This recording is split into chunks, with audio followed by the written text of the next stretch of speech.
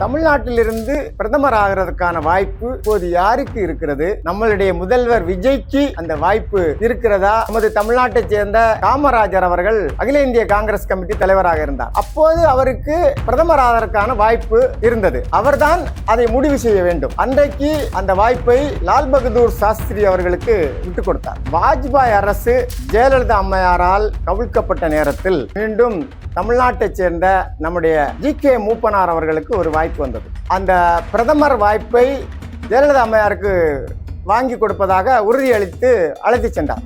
ஆனால் அன்றைய காலகட்டத்தில் வட இந்திய தலைவர்கள் நமது ஜெயலலிதா அம்மையாரை ஏற்பதற்கு சம்மதிக்கவில்லை. மீண்டும் ஒரு வாய்ப்பு தமிழ்நாட்டை சேர்ந்த ஒரு நபருக்கு கிடைக்கும் என்றால் அது இப்போது நம்மளுடைய முதல்வர் விஜய்க்கு கிடைப்பதற்கு 100% வாய்ப்புள்ளது. ஜூடியோ நியூஸ் நேயர்கள் அனைவருக்கும் வணக்கம். நான் உங்கள் ஆல்ஃபிரட் வில்சன். நான் இன்னைக்கு எதை பற்றி பேச போகிறேன்னா, தமிழ்நாட்டினுடைய பிடபிள்யூடி மினிஸ்டர் ஆதவ் அர்ஜுனா சட்டசபையில் பேசும்போது, தமிழ்நாட்டிலிருந்து பிரதமர் வர வேண்டும், அப்போதுதான் மாநிலங்களுடைய கோரிக்கைகள் எல்லாம் நிறைவேற்ற முடியும் என்ற அர்த்தத்தில் பேசினார். தமிழ்நாட்டிலிருந்து பிரதமர் ஆகிறதுக்கான வாய்ப்பு இப்போது யாருக்கு இருக்கிறது? நம்மளுடைய முதல்வர் விஜய்க்கு அந்த வாய்ப்பு இருக்கிறதா என்பது பற்றி பேசலாம் என்று நினைக்கிறேன். கடந்த காலங்களில் தமிழ்நாட்டிலிருந்து பிரதமர் ஆகிறதுக்கான வாய்ப்புகள் இருந்தும் அதை இழந்தவர்கள் பற்றி நான் உங்களுக்கு பழைய வரலாற்றை முதலில் கூறுகிறேன். அதாவது 1964 ஜவஹர்லால் நேரு அவர்கள் இறந்த நேரத்தில் நமது தமிழ்நாட்டைச் சேர்ந்த காமராஜர் அவர்கள் அகில இந்திய காங்கிரஸ் கமிட்டி தலைவராக இருந்தார். அப்போது அவருக்கு பிரதமர் ஆவதற்கான வாய்ப்பு இருந்தது. அவர்தான் அதை முடிவு செய்ய வேண்டும். ஆனால் ஏராளமான அழுத்தங்கள் கொடுத்து நீங்களே அந்த பொறுப்பில் வாருங்கள் என்று கேட்டதற்கு அதை அவர் தவிர்த்துவிட்டு அன்றைக்கு அந்த வாய்ப்பை லால் பகதூர் சாஸ்திரி அவர்களுக்கு விட்டுக் கொடுத்தார். அதன் பின்பு 1966 லால் பகதூர் சாஸ்திரி அவர்கள் இறந்தார்கள். அப்போதும் அகில இந்திய காங்கிரஸ் கமிட்டியினுடைய தலைவராக இருந்தவர் காமராஜர். அப்போதும் அவரே முடிவு பண்ணக்கூடிய ஒரு வாய்ப்பு. ஆனால் அப்போதும் அவர் அந்த பிரதமர் பொறுப்பு ஏற்பதற்கு சம்மதிக்காமல் அந்த வாய்ப்பை இந்திரா காந்தி அம்மையாருக்கு விட்டு கொடுத்தார். இதனால் அவருக்கு கிங் மேக்கர் என்ற பட்டம் கிடைத்ததை தவிர அந்த பிரதமர் வாய்ப்பை அவர் ஏற்றுக்கொள்ள விரும்பவில்லை. அதற்கு அடுத்தபடியாக 1997 தேவகவுடா அவர்கள் தலைமையிலான ஆட்சி கவிழ்க்கப்பட்டது. ஏனென்றால் அப்போது வெளியிலிருந்து ஆதரவு கொடுத்த காங்கிரஸ் அவருக்கு கொடுத்த ஆதரவை வாபஸ் வாங்கிவிட்டது. ஆனால் அவர்களுடைய ஆட்சி கவிழ்க்கப்பட்டது. அப்போது மீண்டும் ஆட்சி அமைப்பதற்கான ஒரு முயற்சி மேற்கொள்ளப்பட்டது. அப்போது நமது தமிழ்நாட்டை சேர்ந்த ஜெயலலிதா அம்மையாருக்கு ஒரு வாய்ப்பு கிடைப்பதாக இருந்தது. ஏனென்றால் சுப்பிரமணிய சுவாமி அவர்கள் ஜெயலலிதா அம்மையாரை அழைத்து கொண்டு டெல்லிக்கு சென்று நம்மளுடைய சோனியா காந்தி அவர்களை சந்திக்க ஏற்பாடு செய்து அந்த பிரதமர் வாய்ப்பை ஜெயலலிதா அம்மையாருக்கு வாங்கி கொடுப்பதாக உறுதியளித்து அழைத்து சென்றார். ஆனால் அன்றைய காலகட்டத்தில் வட இந்திய தலைவர்கள் சவுத் இந்தியாவில் உள்ள தமிழ்நாட்டைச் சேர்ந்த நமது ஜெயலலிதா அம்மையாரை ஏற்பதற்கு சம்மதிக்கவில்லை. ஆனால் அப்போது என்ன பேசப்பட்டதென்றால், சுப்பிரமணிய சாமியை அழைச்சு நீங்க வேண்டுமென்றால் பிரதமராகுங்கள், அவங்களை ஆதரவு கொடுக்க சொல்லுங்கள் அப்படி என்று அவருக்கு கூறப்பட்டதாகவும், அதனால் சுப்பிரமணிய சாமி ஜெயலலிதா அம்மையாரிடம் வந்து, வட இந்திய தலைவர்கள் உங்களை ஏற்றுக்கொள்வதாக இல்லை, ஆனால் என்னை பிரதமராக்கினா அவங்க ஏற்றுக்கொள்வதாக சொல்லுகிறார்கள் என்று ஜெயலலிதா அம்மையாரிடம் சொன்னதாகவும், ஆனால் உடனடியாக ஜெயலலிதா அம்மையார் அன்று நடந்த டீ பார்ட்டியிலிருந்து கோபமாக வெளியேறியதாகவும், அதன் பின்பு சுப்பிரமணிய சாமிக்கும் ஜெயலலிதா அம்மையாருக்கும் பகை ஏற்பட்டு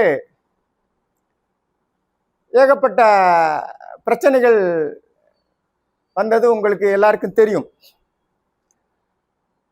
அதே போன்று 1999 வாஜ்பாய் அரசு ஜெயலலிதா அம்மையாரால் கவிழ்க்கப்பட்ட நேரத்தில் மீண்டும் தமிழ்நாட்டைச் சேர்ந்த நம்முடைய ஜி.கே. மூப்பனார் அவர்களுக்கு ஒரு வாய்ப்பு வந்தது. அன்றைக்கு தமிழ் மாநில காங்கிரஸ் கட்சி என்று ஆரம்பித்து அதனுடைய தலைவராக இருந்தார் ஜி.கே. மூப்பனார் அவர்கள். 20 எம்பிக்கள் அந்த கட்சிக்கு இருந்தார்கள். அவருக்கு பிரதமராக ஒரு வாய்ப்பு இருந்தது. அன்றைக்கு அந்த வாய்ப்பை எப்படி இழந்தார் என்றால், திமுக தலைவர் கலைஞரும் அவருடைய டெல்லியின் முகமாக இருந்த முரசொலி மாறனும் சேர்ந்து அதை கெடுத்து விட்டதாக அன்றைக்கு பேசப்பட்டது. நம்மளுடைய வைகோ அவர்கள் வெளிப்படையாக அதை பற்றி மேடைகளில் பேச ஆரம்பித்தார். ஏனென்றால், ஒருவேளை தமிழ்நாட்டைச் சேர்ந்த மூப்பனார் அவர்கள் பிரதமரானால் அன்றைக்கு தமிழ் மாநில காங்கிரஸ் தமிழ்நாட்டில் ஓரளவு செல்வாக்கோடு இருந்தது.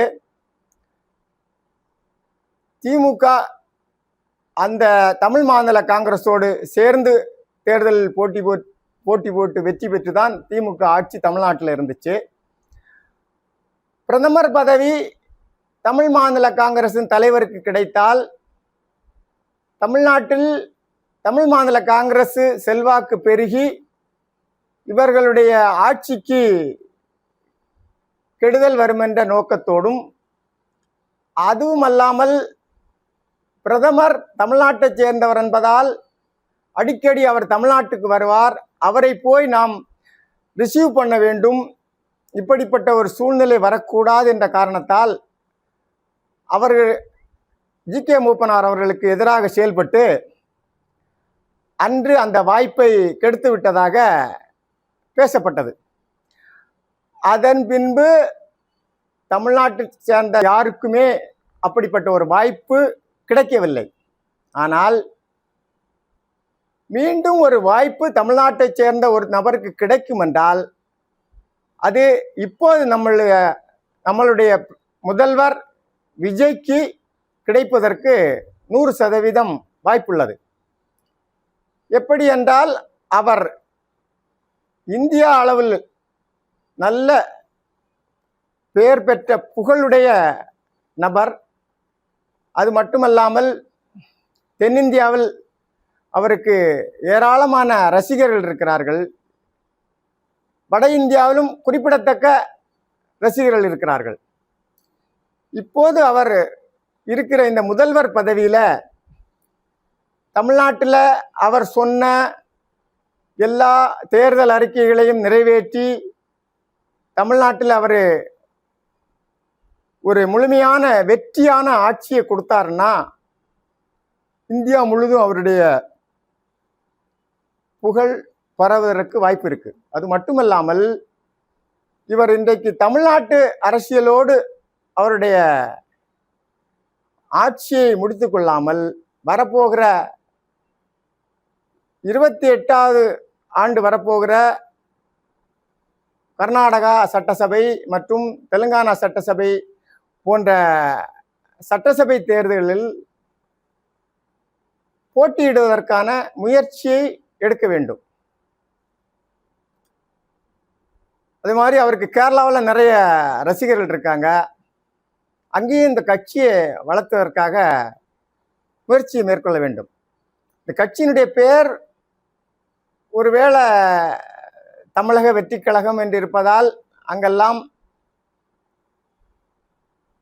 இந்த கட்சியினுடைய செயல்பாடை ஆரம்பிப்பதற்கு இடைஞ்சலாக இருந்தால் அதற்கு வேறு பெயர் மாற்றி வெற்றி கழகம் என்றோ வேறு ஏதாவது அவர்களுக்கு விருப்பமான ஒரு பெயரை மாற்றி இந்தியா முழுவதற்கும் இந்த கட்சியினுடைய பெயரை கொண்டு சென்று இவருக்கு வழங்கப்பட்டுள்ள அந்த சின்னமான விசிலை இந்தியா முழுவதற்கும் கொண்டு செல்ல வேண்டும். தமிழ்நாட்டைச் சேர்ந்த ஒருவருக்கு பிரதமராக வாய்ப்பு இருக்கிறதென்றால் அது நம்மளுடைய முதல்வர் விஜய்க்குத்தான் இருக்கிறது. அந்த வாய்ப்பை அவர் செவ்வனே பயன்படுத்தினார் என்றால் வருகிற 2029 ஆண்டு இல்லாவிட்டாலும் அதற்கு அடுத்த தேர்தலில் நிச்சயமாக நம்மளுடைய தமிழக முதல்வர் பாரதத்தின் பிரதமராகிறதற்கான முழு வாய்ப்பு இருக்கிறது. ஆதவ் அர்ஜுனா கூறியது போல நம்ம தமிழ்நாட்டினுடைய கோரிக்கைகளை நிறைவேற்றுவதற்கும் சவுத் இந்தியாவில் உள்ள மக்களின் குரல் பார்லிமெண்ட்டில் ஒலிப்பதற்கும் வாய்ப்பு இருக்குது. அதனால் அதை அவர் பிரயோஜனப்படுத்திக்கிறத பொறுத்து இருக்குது. 100% அவர் இந்தியாவின் பிரதமராகிறதுக்கு வாய்ப்பு இருக்கிறது. மக்கள் அவர் பிரதமராகிறதுக்கு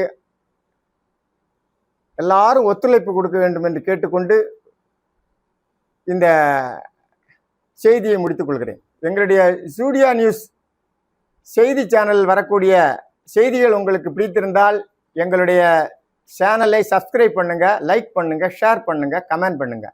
நன்றி, வணக்கம்.